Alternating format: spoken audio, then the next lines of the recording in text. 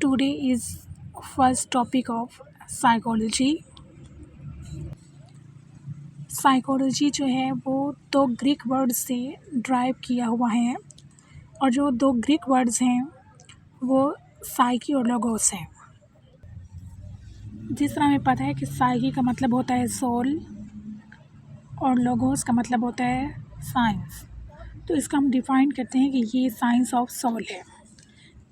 Psychology as the science of soul, इसको science of soul सबसे पहले प्लेटो और अरिस्टोटल ने कहा था और कहा था कि ये जो साइकोलॉजी है वो ब्रांच ऑफ फिलॉसफी है, साइंस ऑफ सोल है। लेकिन हमें पता है कि सोल एक मेटाफिजिकल सब्सटेंस होता है, इसलिए ये डेफिनेशन गलत साबित हो गई।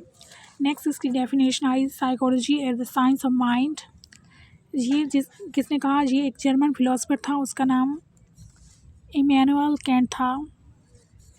उसने साइकोलॉजी को साइंस ऑफ माइंड कहा। फिर एक साइंटिस्ट था, उसका नाम विलियम जेम्स था और 1892 में उसने साइकोलॉजी को साइंस ऑफ मेंटल प्रोसेसेस कहा। लेकिन हमें पता है कि जो माइंड होता है वो एम्बिगुअस होता है, इसलिए ये डेफिनेशन जो कि जर्मन फिलोसफर इमैनुअल कैंट ने दी थी कि साइकोलॉजी एक साइंस ऑफ माइंड है, और विलियम जेम्स ने जिसने कहा था कि साइकोलॉजी एक साइंस ऑफ मेंटल प्रोसेस है, गलत साबित हो गई। नेक्स्ट फिर एक डेफिनेशन आई, वो थी psychology as the science of consciousness. जो मॉडर्न साइकोलॉजिस्ट हैं वो साइकोलॉजी को as a science of consciousness कहते हैं।